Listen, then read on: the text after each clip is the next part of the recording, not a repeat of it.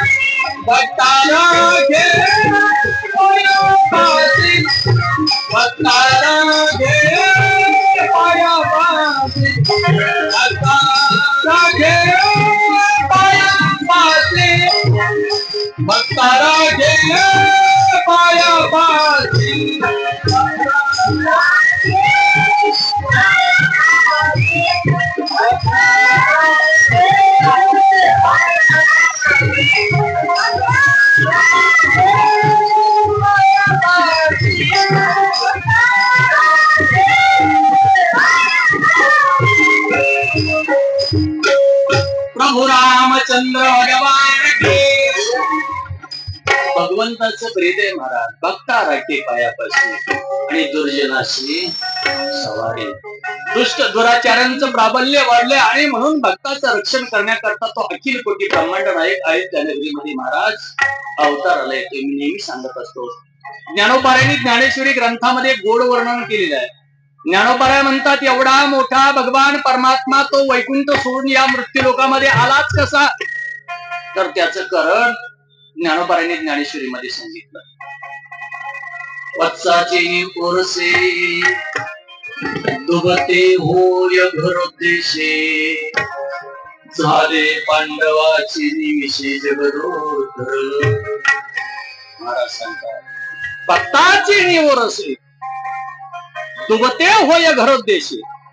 महाराज गाय व्याल्यानंतर गाय दूध देते. आपण सगळी शेतकरी मंडळी आहे. गाय व्याल्यानंतर नाना गाय दूध देते.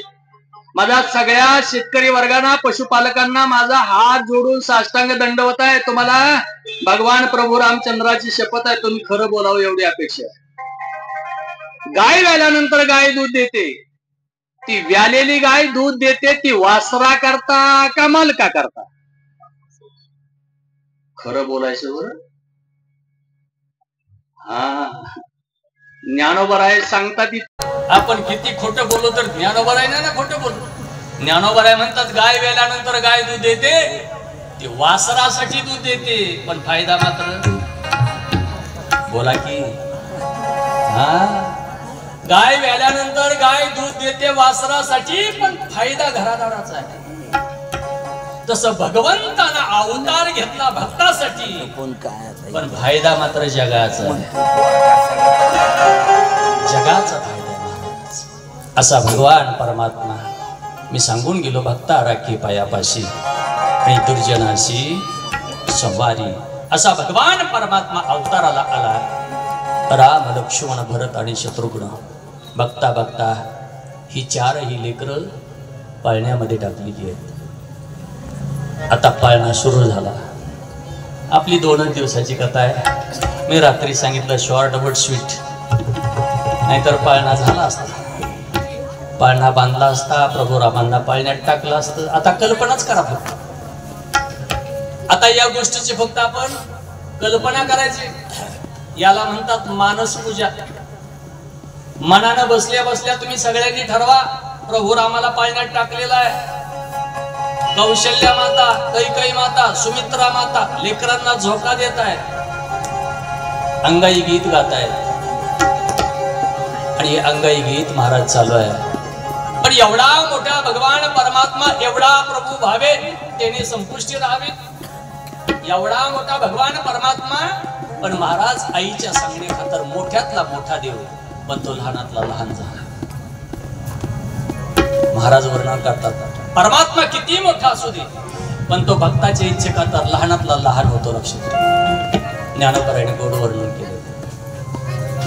भाव बळे आकळे ये रवी ना काळे, भाव बळे आकळे ये रवी ना काळे.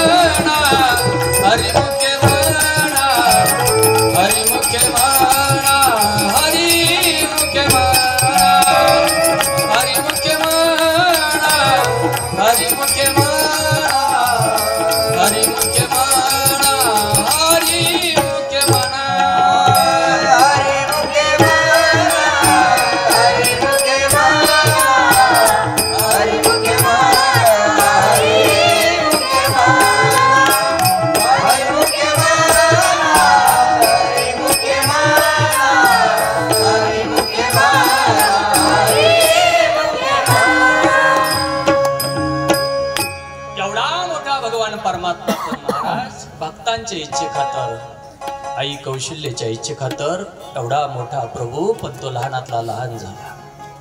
मातृत्वाचं सुख काय असतं हे महाराज मातेला विचारावं. पुत्र स्नेहाचं काय सुख असतं ना, ते मातेला विचारावं. एवढ्या मोठ्या प्रयत्नानंतर महाराज साक्षात भगवान परमात्मा प्रभू रामाच्या रूपानं पोटी उदयाला आलेला आहे, उदराला आलेला आहे. काय आनंद असेल महाराज.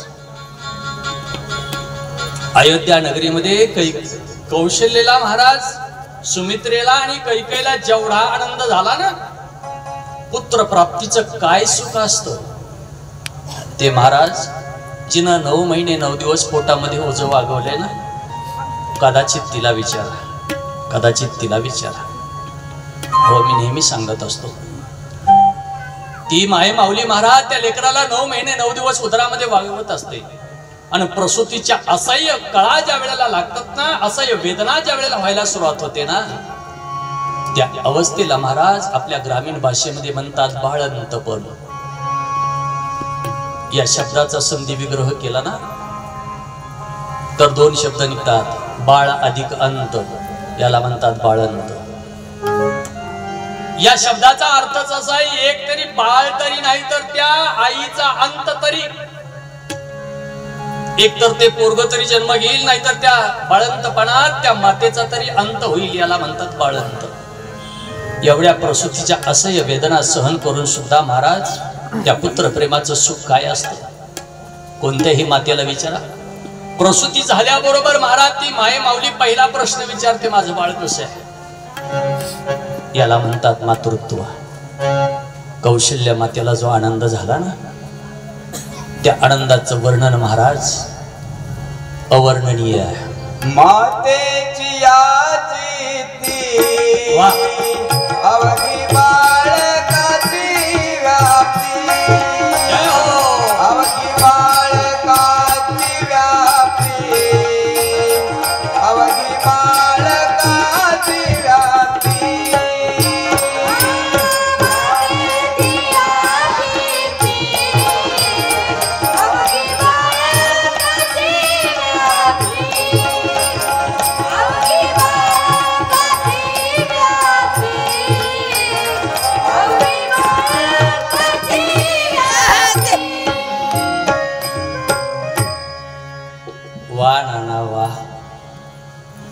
आता कथा जमायला काय अडचण नाही.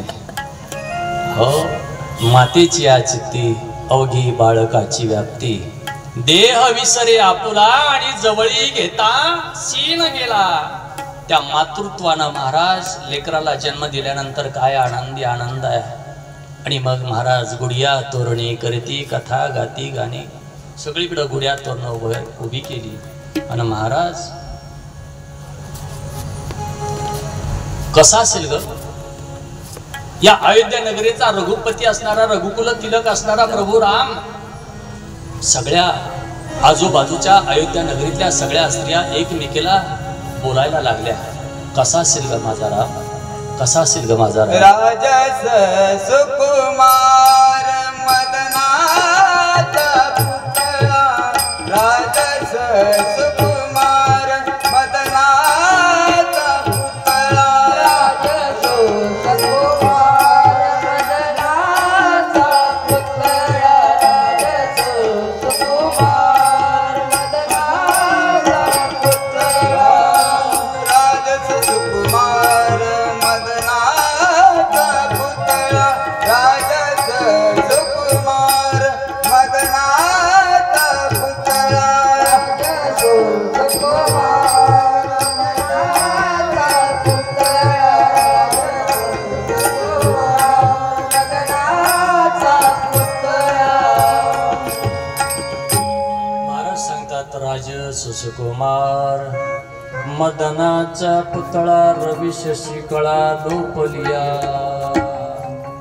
महाराज भगवान परमात्म्याला बघितल्यानंतर महाराज काय आनंदी आनंद आहे. तुझी निझळी कोटी चंद्र प्रकाश. आपल्याला आता जर अभंगातली प्रमाण म्हणत गेली तर 2 तासात कथा संपायची नाही. तुझी निडळी कोटी चंद्र प्रकाशे, कमल नयन हास्य वदन हास्य. काय आनंदी आनंद आहे महाराज. नीलवर्णीय असणारा तो भगवान प्रभू राम. या रामाला, प्रभू रामांना बघण्यासाठी महाराज अयोध्या नगरीतल्या सगळ्या स्त्रिया वान घेऊन या ताटी. सगळीकडे आनंदी आनंद झाला. एक धावी एकी पुढे ताटी वाटी शुंटवडे. महाराज आनंदी आनंद झाला. आणि मग या आनंदाचं वर्णन करताना महाराज एके ठिकाणी गोड वर्णन करतात. घर घर में है एक होणारा, घर घर में है एक होणारा, एक ही नाम गूंजेगा. भारत का बच्चा बच्चा जय जय श्री राम बोलेगा. भारत का बच्चा बच्चा जय जय श्री राम बोलेगा. भारत का बच्चा बच्चा जय श्री राम बोलेगा. जय श्री राम. बच्चा जय श्री राम बोलेगा. घर घर में एक होणारा, एक ही नाम गूंजेगा, एक ही नाम गूंजेगा. भारत का बच्चा बच्चा जय जय श्री राम बोलेगा. भारत का बच्चा बच्चा जय जय श्री राम बोलेगा. भारत का बच्चा बच्चा जय जय श्री राम बोलेगा. भारत का बच्चा बच्चा जय जय श्री राम बोलेगा. एवढा आनंद आहे महाराज कथेमध्ये.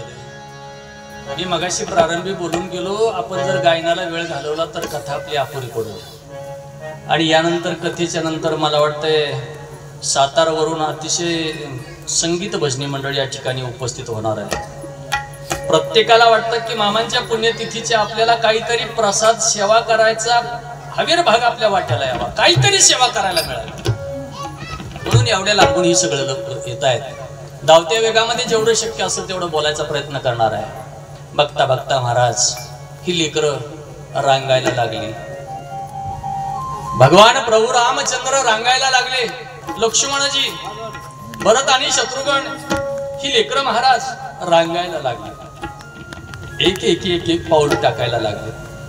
मी नेहमी सांगत असतो, आईला सगळ्यात जास्त आनंद त्यावेळेला होतो की जेव्हा आपलं लेकरू या भूमातेवर पहिलं पाऊल टाकतं, त्यावेळेला सगळ्यात झालेला आनंद या शब्दात वर्णन करता येत नाही. आज भगवान परमात्मा वेडी वाकडी पावलं टाकायला लागला आणि असा हा भगवान परमात्मा बघता बघता 8-9 वर्षाचा झाला. वेळ कमी आहे, रांगायला लागलेला देव आता 8-9 वर्षाचा झाला. कथेमध्ये पटपट मोठा होतो. बघता बघता 8-9 वर्षाची पूर्व झाली आणि अयोध्या नगरीमध्ये महाराज विश्वामित्रजींचं आगमन झालेलं आहे. विश्वामित्रजी आलेले आहेत. विश्वामित्रासारखी कठोर तपस्या या भूतलावर आतापर्यंत कोणी केली नाही, इथून पुढे कोण करल हे सांगता येत नाही. विश्वामित्रांची काय तपश्चर्या महाराज, 60,000 वर्षाची तपश्चर्या. तेवढं आयुष्य सुद्धा आपल्याला राहिलं नाही. 60 वर्ष आपल्याला आयुष्य नाही, त्या बाबांना 60,000 वर्ष तपश्चर्या. विश्वामित्रजींचं आगमन झालं. आचार्यजी अयोध्या नगरीमध्ये प्रवेश करतायत. राजवाड्यामध्ये विश्वामित्रांचं आगमन झालं आणि अतिथी देवो भव या न्यायानं राजा दशरथानं महाराज विश्वामित्राजींचं पाद्यपूजन केलेलं आहे. गुरुर ब्रह्मा गुरुर्विष्णू गुरुर्देव महेश्वरा गुरु साक्षात परब्रह्म तस्मै श्री गुरुवे नमः. सद्गुरुनाथ भगवान की, प्रभु रामचंद्र भगवान की. अतिथी देवो भव. शास्त्रानं आम्हाला 4 जणाला देवता म्हणायला सांगितलं. मातृदेवो भव, पितृदेवो भव, आचार्य देवो भव, अतिथी देवो भव. आचार्य म्हणजे गुरुचं वंदन करायला शिकवलं. म्हणून जाणतेने गुरु भजिजे, तेने कृतकार्य होईजे. जैसे का मूळ सिंचने सहजे, शाखा पल्लव संतोषते. महाराज वर्णन करतात. आणि त्या गुरूंच्या चरणावर आमचा जर ठाम विश्वास असेल ना, तर मी तर सांगतो सद्गुरूंच्या ठिकाणी नतमस्तक झाल्यानंतर त्याला या भूतलावर कोणत्याच देवाला नतमस्तक व्हायची गरज नाही. महाराजांचा एक गोड अभंग आहे. गुरुचरणी ठेविता भाव, आपो आप भेटी देव. म्हणून गुरुशी बजावे रूप ध्यानाशी आणावे. गुरु तेथ ज्ञान, ज्ञानी आत्मदर्शन. दर्शनी समाधान अति जैसे. ज्ञानोबराय बोलतात, नवे नवे ज्ञानोबराय म्हणतात, मी जे घडलो त्याच्या मागचं कारण जर काय असेल. ज्ञानदेव म्हणे, तरलो तरलो आता उद्धरलो. साधूचे संगती तरुण पाय, साधूचे संगती तरुण पाय. साधूचे संगती तरुण पाय, साधूचे संगती तरुण पाय. ज्ञानदेव सांगे दृष्टांताची मात. ज्ञानदेव सांगे दृष्टांताची मात. ज्ञानदेव सांगे दृष्टांताची मात.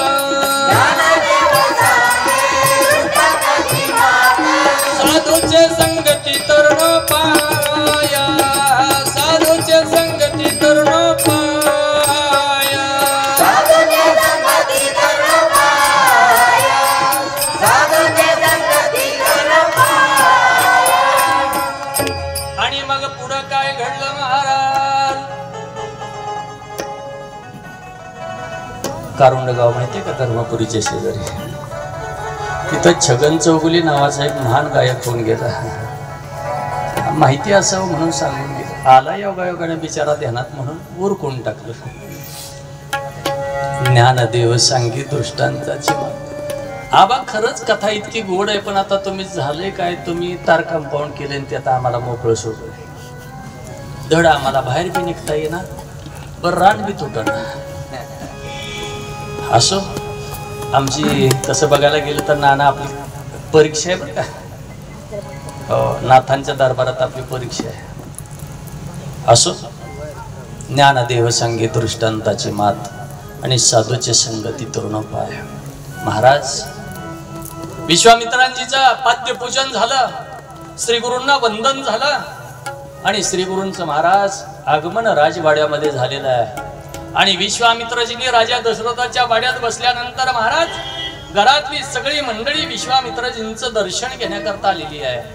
त्यामध्ये कौशल्या, कैकयी, सुमित्रा, राजा दशरथ आणि त्या पाठोपाठ राम, लक्ष्मण, भरत आणि शत्रुघ्न ही 4 लेकरही महाराजांच्या दर्शनाला आली. मी नेहमी सांगत असतो, घरातल्या थोरा मोठ्यांचा आदर्श ही घरातली लहान लेकरं घेत असतात. ही रामकथा आम्हाला हेच शिकवते. एवढ्या वर्षापूर्वी त्रेतायुगामध्ये झालेली रामकथा, त्या रामकथेचं कलियुगामध्ये काय कारण आहे सांगायचं? त्याचं कारण आहे रामकथा आम्हाला प्रत्येक पावलाला आम्हाला जगायला शिकवते. रामकथा ही संस्काराची कथा आहे. रामकथा ही आदर्श कथा आहे. प्रभू रामासारखा आदर्श राजा नाही, प्रभू रामासारखा आदर्श बंधू नाही, प्रभू रामासारखा आदर्श पिता नाही, प्रभू रामासारखा आदर्श पुत्र नाही आणि प्रभू रामासारखा आदर्श शत्रू नाही. प्रत्येक विशेषण माझ्या प्रभू रामाच्या पुढे जर लावलं तर रामकथा आमच्यासाठी दीपस्तंभ आहे, दीपस्तंभ आहे, लक्षात ठेवा. घरातली मोठी माणसं जसं आचरण करतात तसं त्या घरातली लहान लेकरं सुद्धा तसंच आचरण करतात. ज्ञानोबारांनी याच्यासाठी ओवी सांगितली, एथ वडील जे जे करीते तया नाम धर्म ठेविते, एरतेची अनुष्ठिते सामान्य सक.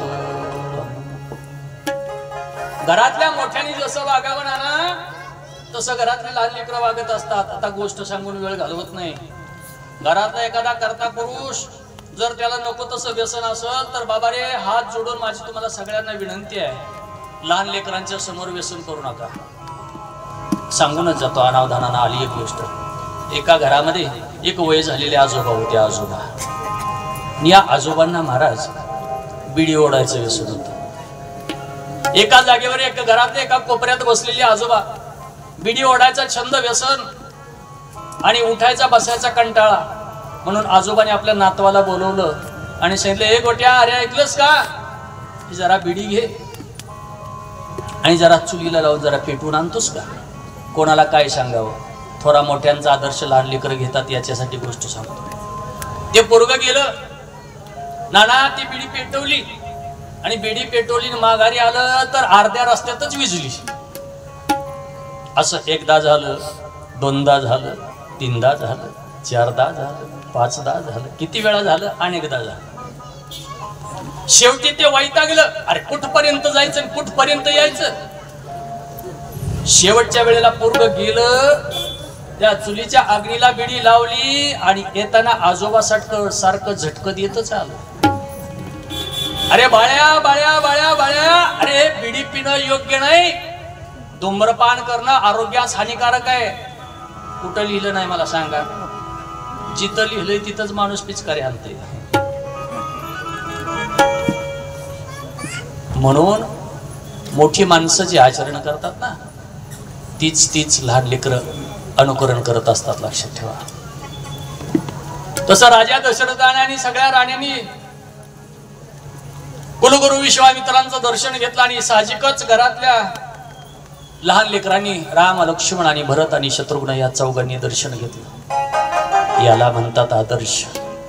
रामकथा आमच्या जीवनाचा आदर्श, लक्षात ठेवा. आणि मग दर्शन वगैरे झालं, यथासांग पूजन झालं, क्षेम कुशल सगळं विचारलं, स्नेहभोजन झालं आणि विश्वामित्रजींनी राजा दशरथाजवळ एक याचना केली, गुरुदक्षिणा मागितली. ती याचना अशी केली की त्याला म्हणतात पुत्र याचना. काय मागावं, कोणाजवळ गेल्यावर काय मागावं याच्यासाठी अक्कल असावी. त्याच्यासाठी आता गोष्ट सांगत बसत नाही, वेळ आपला बराच झालाय.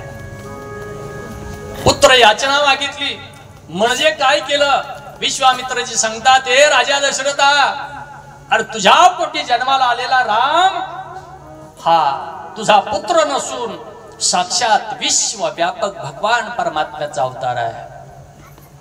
आमच्या आश्रमामध्ये त्राटिका नावाची एक राक्षसी आहे आणि आश्रमामध्ये ज्या ज्या वेळेला आम्ही यज्ञाला प्रारंभ करतो त्या वेळेला त्या यज्ञाचा विध्वंस करायचं काम ही त्राटिका करत असते. राक्षसांचं कामच ना ते आहे, चांगलं चाललेलं असलं की इजवायचं. त्यातली ही त्राटिका. माझ्या बोलण्याचा भाव समजून घ्या बरं तुम्ही हुशार आहे गुणवरेकर मंडळी. हा, इजवायचंच काम आहे. या आतापासून नाही, रामायणापासून आहे. ही त्राटिका महाराज यज्ञाचा विध्वंस करायची आणि विश्वामित्राजींना चळस का पळस करू शकतो. मी नेहमी सांगत असतो, रामकथेत काय कोणतीही कथा घ्या, सज्जनांना तिथं त्रासच झालेला दिसतो. आणि म्हणून आजही कलियुगामध्ये तीच पद्धत आहे, सज्जनांना त्रासच आहे. चांगलं वागायला गेलं की नाना त्रास आहे, लक्षात ठेवा. चांगलं वागणाराला त्रास आहे, चांगलं वागणाराला त्रास आहे. की जो त्रास आज मितीपर्यंत मी सोसत आलो, आजच्या क्षणापर्यंत मी सोसत आलो, चांगल्याला त्रास आहे. एवढ्या मोठ्या कथेमध्ये जर एखादा व्यसन करून जर दारू पिऊन जर आला तर आपण 100-200 जण आहे, बडा बडा बडा बडा जर शिव्या द्यायला लागल्या तर 200 लोकांना गप करतं एकटच. काय ताकद आहे.